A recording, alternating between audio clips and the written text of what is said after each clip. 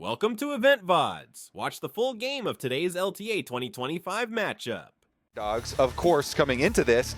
I have also been hearing, even with early scrim rumors around 100 Thieves, that they are even overperforming some people's expectations already this early into the year. So there certainly is a decent amount of hype here really building around 100 Thieves. And I mean, they got a lot of fans last year, especially with Sniper popping off, getting so many solo kills. So we will be happy to track those top lane picks as we get into the picks and bans. K'Sante being banned out. Sniper was a very good Ambessa in the draw show show match that we played, and Ambessa is definitely very high priority, right on up there with the likes of K'Sante. So we'll see about that. That top lane draft will be important, especially with all the trash talk going on. And he's not much of a top laner anymore, but Skarner also massive draft priority these days. We saw yesterday we got to open up the LTA split with FlyQuest just saying, you know what, Shopify, you can have it, we don't care. And they had him figured out, but in general, unless you are completely disrespecting your opponents, you will ban it away.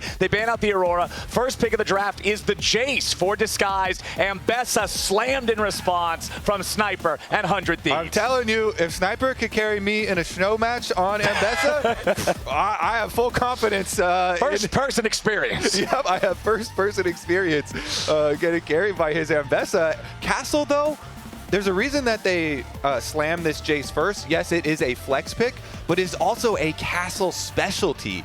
So with all of the trash talk leading into this, I really do like that.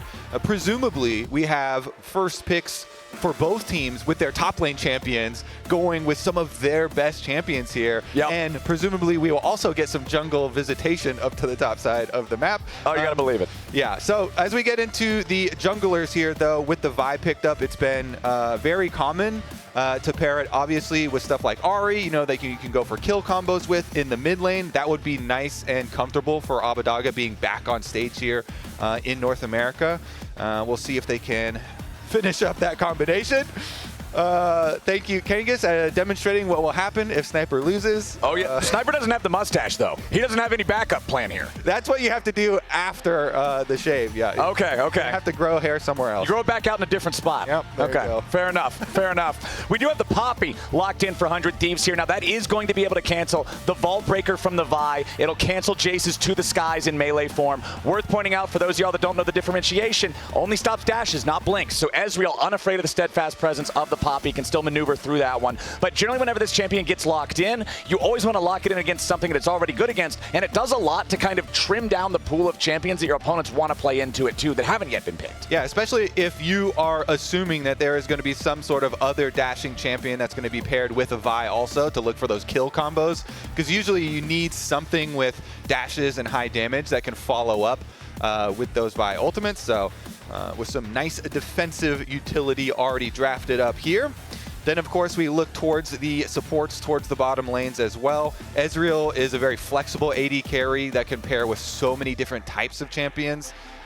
Presumably, though, I would also think that they are going to go with some of the engaged supports, because they already are showing 2 poke champions with Jason Ezreal, and 1 hard engage with the Vi. So see about those supports as well locked in later for them. But yes, first, sir. we will get the jungle for River, one of the big stars on the Thieves. Yeah, River on 100 Thieves, like when you think back to 100 Thieves at their peak, when this team was their scariest in the LCS, what immediately comes to mind for most people is the River-Quid duo. The way that these two were able to take over the game and run things from the mid-jungle. Viego, definitely a champion with a lot of snowball potential. It could be. The Elise is locked in. That should be the support for Huhi with Azir, the mid laner for Abbedagge. All right, we're in for a fun one here. Let's see. Elise support has been taking over solo queue. Of course, the likes of Keria as well, and so many supports love playing these high damage versions, but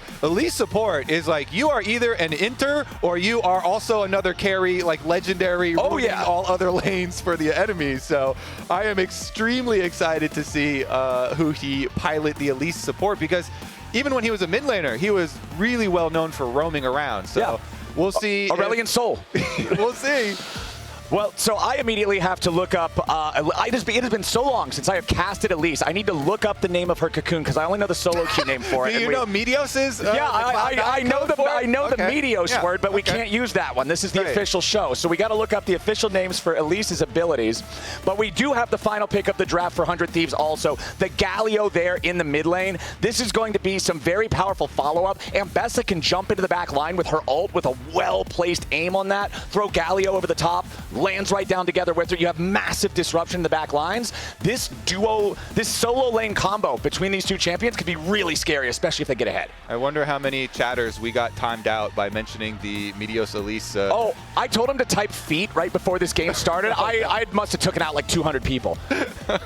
It's one of my favorite hobbies. Well, let's get back into this one. Disguised Toast here on the LTA stage. Welcome to the LTA. Golden Glue, by the way, used to coach this team when they were in Challenger. And they were able to actually win Challenger in 2023 with Golden Glue at the helm. So it's cool seeing the coaches there shaking hands and Golden Glue now being on the 100 Thieves side of it. You know, he's got love for both organizations. You love to see it. Well, you might not love to see it in the moment, but being able to see somebody like work so long in the scene through so many different orgs, like I'm just excited for this head-to-head, man. I'm excited we get to see the Elise support. I'm excited we get to see the debut of Scary Jerry here in Tier 1 as well. I've tuned into Tier 2 here in North America whenever I can recently, and I know that all of the Tier 2 guys that have been in there, Kangas, who was in Tier 2, working that scene for a long time, with like Cubby and Rafa and all them, they always talked up Scary Jerry about how this guy's the real deal. This guy can make it happen. Well, here's your shot, Jerry. Let's see how scary you are. Let's see it on the stage. All right, we're getting invades for those deep wards for the lane swap scouting that is done already. 100 Thieves got theirs down. Meanwhile, you got the mirrored ones here for Disguise, and then everybody resetting here out through mid lane. The ward does see River and Ayla, so the defensive one here for DSG, see how much value it's going to provide. Yeah. As the rest of the team does go past mid, and that one by the Wolf Camp kind of saw at least Castle.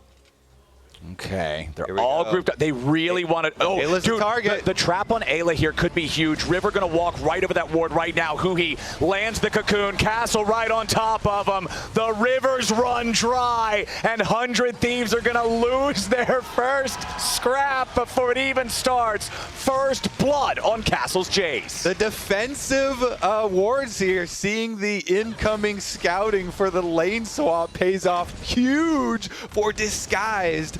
It's the prep, Flowers. It's the prep coming in that can completely upset expectations. This team, the underdogs of the entire league, basically, coming in with a very good level 1. And Huhi on the roaming Elise support will start out with their lane swap on top side. And I'm glad that you mentioned them being the underdogs alongside that play, because I feel like especially if you're coming in with everybody kind of expecting you to be weaker, the defensive play is very strong, because you know they're going to push you. You know they're going to try to do something sneaky early on. 100%. Always recommend more risky strategies and more, tricky prep coming into it. But here's some of the history of this Disguise team. Of course, they did win NACL in their first year after forming. So 2023 was quite good for them. 2024, got a little bit more middle of the pack. And then, jumping up here to the LTA. Big congrats to this team. And the crowd already loving them. So first blood acquired for them. Of course, they did change the feats of strength in this patch. We are on live patch, so you got to get full 3 kills. So not quite as big of a little swing as it has been for the beginning of this new season. But here we go. We're going to get the first recall for Scary Jerry back to base so Ezreal can get his tier. Always one of the really nice buys there. And it allows our roaming support here, the Elise, to start to get active. I mean, Huhi was a big part of getting that first blood, being able to repel to close the extra distance and having the ability to start your E for double spells there, allows the cocoon follow-up and allowed them to get that first blood onto River. So we'll see if it continues to shine Ooh, Castle getting the better of Sniper down here, trading back and forth, running pretty low on mana though, so as the wave is crashed into the turret, we will see Castle be able to take his own recall here. Go ahead, go back to base. Teleport already used by him, so not exactly going to be able to immediately reappear back down there in the bottom lane, but he doesn't need to. The wave's going to be in a very favorable spot, has his own tier ready to start stacking that one for him as well. 1-0 still, just that early kill like you were talking about. Obviously the feats of strength change. Disguise would love it if it was the previous one, but overall I'm really happy with the change, changing it from the first blood to the first 3 kills. Yeah. Feels like a lot less can be lost on just one single bad decision from one single player. Yeah. Well, a little bit less random, a little bit more room for comeback here, even if you do give up the first blood. Elite support, by the way, for people who haven't been terrorized by it yet, does build damage, like it's full damage. That's why we say it's such a risky pick, because you are very squishy later on. The majority of them do build into the Storm Surge and go for the big burst and really try and harass enemy solo laners roaming around. And so we see, again, Huhi here. Now he's level 3, so that's basically full kit for Elise, full build. You're good to go. Quid's in trouble. Flash Cocoon from Huhi. Quid flashing away to stay safe from it. But hey, that's the job. That's what you need to do. Get that summoner spell. Now the door is wide open for a repeat gank from Huhi or XU or anybody wearing a DSG jersey. Yeah, and he's got the most important buy, the boots, to be able to make those roams. And he's got the Ezreal, of course, this very safe AD carry for Scary Jerry to just try and farm up. And you were mentioning, you know, some of the, like Hengis and them talking about Scary Jerry and really focusing on later on his team fights and stuff after he, you know, gets fed. So if he's able to farm efficiently on the Ezreal, of course it's going to be a little bit difficult there with the extra pressure from FBI and Ayla, but we'll see about it as he is down a little bit on the top side of the map here. River comes in to try and even up a little bit of the mid pressure, but honestly, I think this is going to be reaching. Yeah. Abbedagge is doing a good job hovering to the other side of the map because they've got that control ward up there in the river already. Nice defensive vision for him. He has his flash as well. He is Azir, has his own dash. So there we go. River finally gets that control ward in the river brush, and they are just going to trade our first neutral objective packs. Yep, 1 for 1 on those. Very easy for Abbedagge to play towards that bottom side of mid lane like you're talking about. His jungler's already on the Drake. Bottom lane, Jace has total control over the 1v1. That half of the map just feels very comfortable for Disguise to play from. And you can see it again here with XU having the confidence to go in there, take the enemy Gromp. He knows River's up top side taking the grubs. He's not going to be around to contest this. Sniper is stuck in Turret City, USA. Just happened to hope that he can farm up minions underneath this one, dealing with Jace in the laning phase. So XU's just happy to steal away some resources. Yeah, Jace, by the way, well, as XU is, might be looking for a dive too. It is level 6 on the Vi, so even Mbessa can't dash when Vi ults. Here we go. Vault Breaker collides immediately right back into it with the Wombo combo. Jungle top from Disguised aren't messing around. True to his word, XU comes to dive Sniper. Him and Castle take down Sniper for round 1 of the Blood feud that is taking place here on stage. And as you say, that's going to be 2 of the kills necessary for first 3 for Feats. Mid lane though.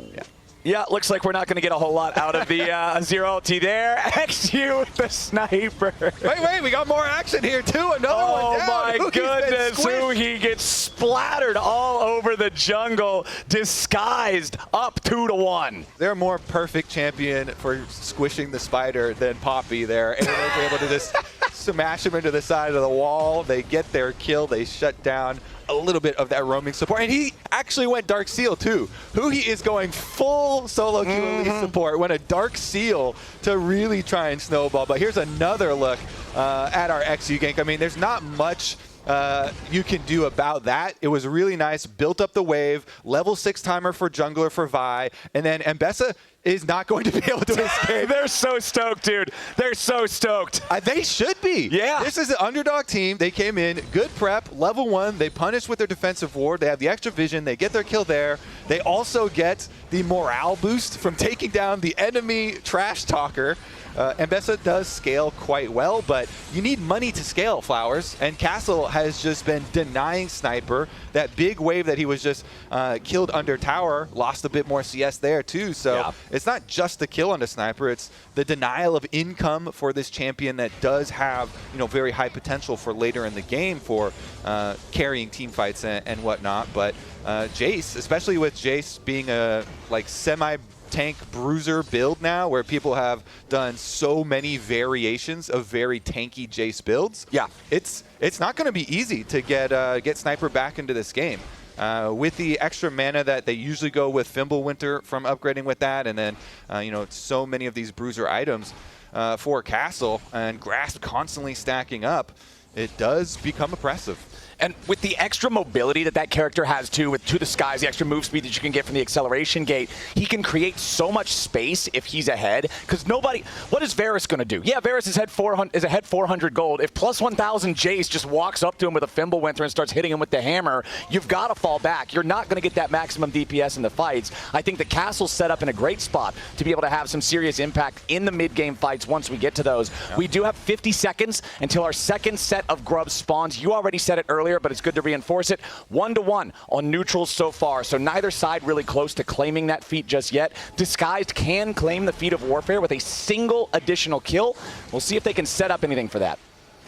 Always good, too, for your support Elise to go pair up with your jungler, especially when you're playing a Vi, because you can guarantee the picks here. So Huhi and XU trying to sniff around, see if they could get anybody out of position away from their defenses, clearing out the vision around this river so that both top lane and mid lane will have more room to work with. But if we look at River, he is just camping on that brush right now. This Viego is surrounded by wards. He finally makes his move, but there's just so much vision for DSG. They can easily play around him.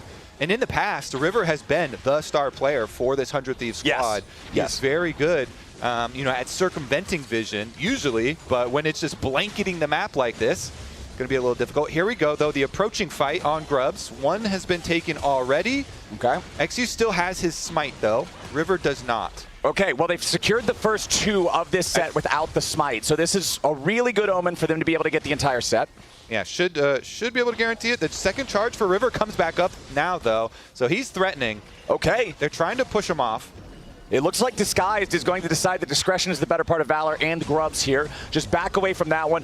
You have to get all three to get the credit towards the feat, so no credit for either side on this second set of the Grubs. We're going to stay at 1-1 on those. I will remind people, though, because everybody gets so focused on feats now, Grubs getting to 4 is, to me, almost a bigger win. You get your grubbies, yeah. To me, it's almost a bigger win than getting like a 1/3 feat credit there for getting an entire pack, because spawning the Void Might when you're trying to take towers. That's the real name. Is actually a very big, it's actually a very big bonus. So they do at least get their 4 grub bonus for 100 Thieves. We'll see if that turns into any extra turret plate money or any extra side lane push later on into the game, because of course they are running the Galio comp here, and we have yet to see Quid make a, heroic entrance onto any of those side lanes or into any of those skirmishes.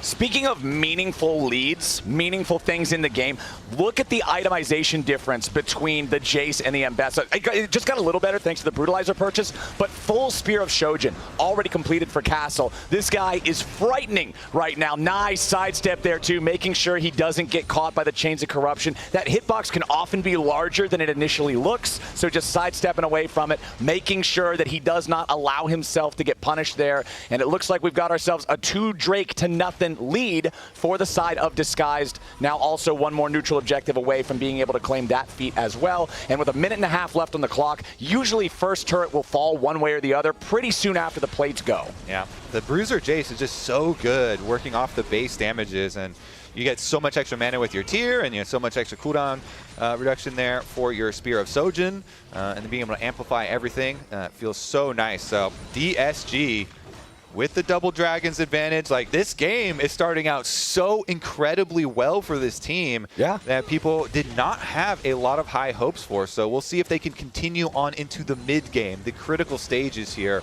to be able to snowball. full Nashor's Tooth done, as you say, for the Azir.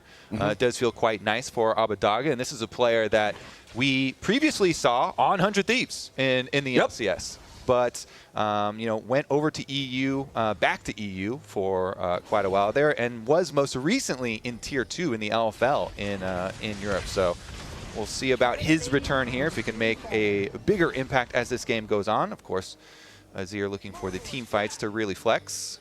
We've got a lot of first items coming in now. That Nashor's Tooth that you already talked about. Junglers have their first items completed. Hollow Radiance for the Galio there in the mid lane with the Yumu's Ghostblade done for FBI. 100 Thieves got plenty of bodies down here as they're crashing another wave into the turret. 5 seconds left on the turret plating to keep that protected a little bit longer as Quid keeps Abadaga out of his own red side jungle, but Quid gets shuffled back underneath the turret. Nice job from Abadaga there, punishing the aggressive play of Quid, forcing that flash. The flash, such a critical summoner spell here too for the playmaking for this 100 Thieves side. Quid definitely going to regret that last little bit of damage. He wanted to go get his passive punch on him. He went to go punch Abadaga and ended up losing out in the extra cooldowns. No actual kill given over, though, so that extra third kill still not there. We got a teleport coming up top side. They're looking for the punish on Castle. Quid trying to close the gap with a taunt, does land it. Sniper making sure that he's careful to not enter too soon. He does not want to allow Castle to burst him down in a 1v2. Castle just getting the distance, turns right back around, slaps Sniper with a little bit of damage!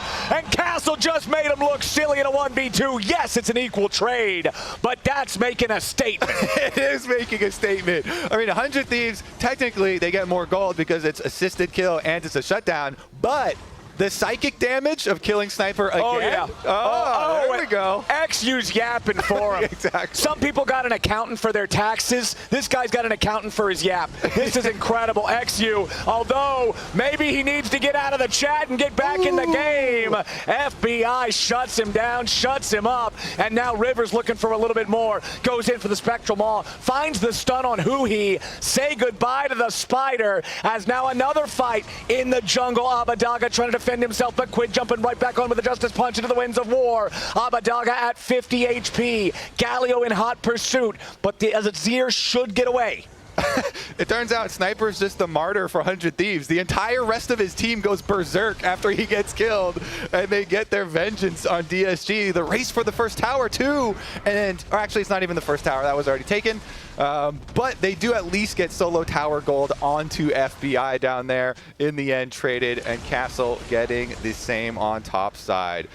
Here you go, Flowers. This is another look at it. Right. You said it, I think at about, like, this point, you were like, okay, Sniper's got to be a little bit careful about going back in. Doesn't want to get bursted down by this tank chase. And then as you said that, he goes back in for the extra damage, and Castle does not want to let him get away with that. Flashes to follow. The crowd is loving it. Hey, OTV there in the house supporting. They got to support their boy, yeah. Love to see it. OTV, very, very old school League of Legends players themselves. All of them, by the way. Well, now, hold on. We got the fight breaking out. Ayla and River here from the front line. The Rift Herald's already going to be claimed by XU and Disguise. Sniper trying to create a little bit of space here, but he's got to be careful. The Galio jumps in on top. Exactly the synergy we were talking about, but the rest 100 Thieves cannot join. Sniper in some trouble. He'll get gunned down first. Castle is absolutely making a kingdom out of this top lane. Dude, we're going to make this series into a movie, Flowers. The trash talk at the beginning, Sniper getting targeted because of it, goes down again.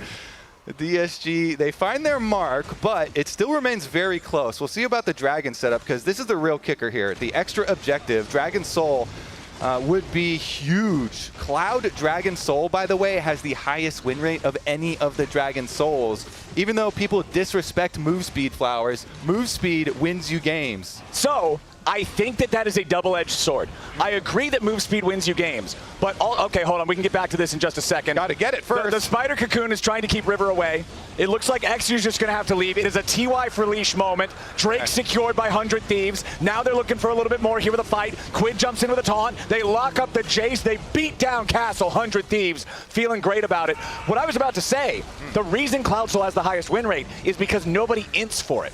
The other ones, you'll make a bad choice to try to get Infernal Soul or Hex Soul. Cloud Soul, you're like, well, I guess we'll take it if it's there. You'll never make a dumb decision just for it and throw. So, well, speak carefully, because I definitely do make dumb decisions to just... Well, you're a Volibear player. You need to go fast. I need to go For you, fast. I understand. For you, I understand. The other types of players that sometimes make questionable decisions are, in my experience, support Elise players. So this one has not quite snowballed to the level that some of them have in solo queue. And of course, he did invest, going Dark Seal, trying to get the early move speed, trying to go full damage. Support Elise is notorious for later in the game sometimes being a liability because you are so squishy. And really all you can rely on is your repel for defense. But you also always have the opportunity to make a really big play with your cocoon, with your CC. So it's all about the very small moments here for the Elise. Is it going to be a liability later on, or is he going to make the game-winning pick flowers? It's always the two sides of the coin. Support Elise players do not play from planet Earth. It's either heaven or hell, one or the other. You can't go anywhere in between. 100 Thieves up only a couple hundred gold now, but considering they've been down by about 1,000 for most of this game, that's feeling pretty good. Now here's the test, Mr. Kobe, for this new org on Tier 1 for Disguised. Can they hold the line and not continue losing this lead? They try to turn it back around as 100 Thieves wants to make the play, but now they got to be careful because XU's in the middle of everybody. 100 Thieves in a 4v1, having fun. Quid getting a payday for that one.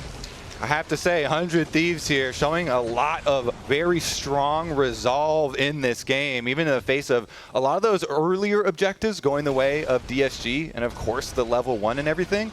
But 100 Thieves fighting back very nicely. And I would put a lot of credit into River, especially on this Viego. Of course, he has a very good team comp to work around. Galio being a supportive mid laner, all the CC setting up. You saw him after the Dragon that they were able to force DSG off and then chase over the wall. Able to get these resets. Now Quid, though. Well, Quid's just going to bring them in for the rest of the team to try to mop them up. Slam into the wall from the Poppy. Heroic entrance for the heroic follow-up. And Abadaga just gets a hero's burial on that one. Disguise have lost another man. 100 Thieves up over 2,000 gold. And it's fairly dangerous, too. Otacon here does get tagged, but everybody's going to back off. Nobody wants to get the extra debuff here from it, and should be able to just take care of mid lane wave. So I guess just going to stop at that single kill. Back-to-back plays from 100 Thieves, though, attacking side lanes, Flowers, with 4 or more people. As we mentioned early on with the Galio, it's one of the big strengths here, trying to attack those side lanes. And 100 Thieves doing a good job kind of focusing there. So one thing I'm looking at right now, we were praising the Jace early on in the game, right? But when I'm looking at the scoreboard for Disguise, do you know what I see?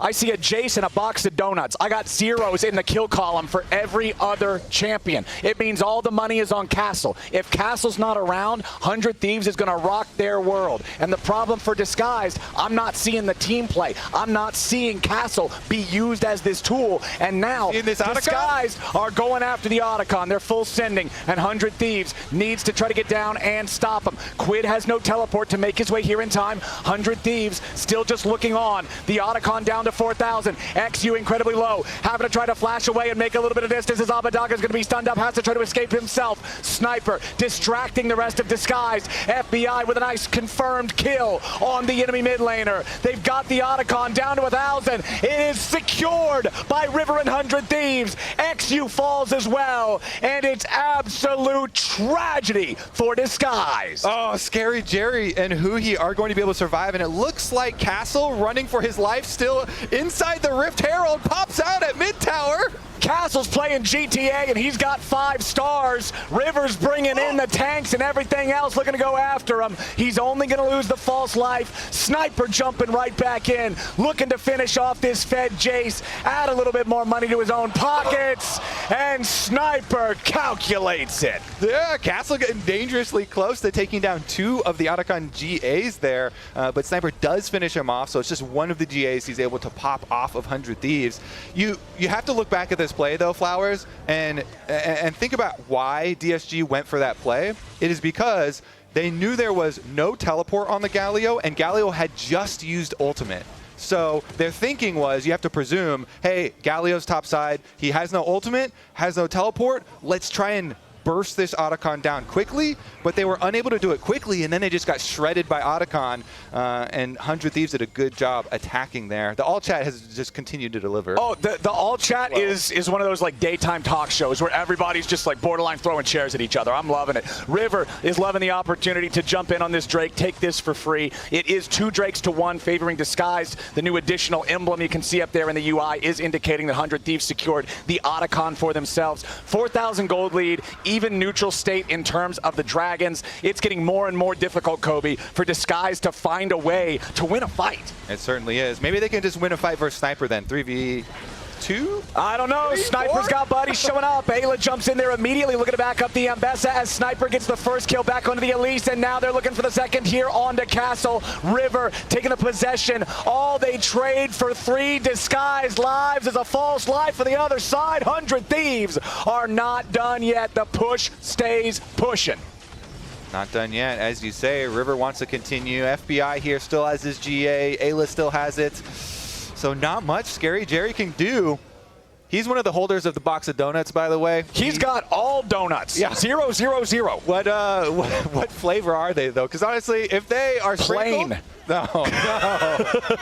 He's got 2 items, okay, at least. It's Ezreal with a Trinity Force and a Muramana when his team's true. down 6,000 gold, man. Those are plain donuts.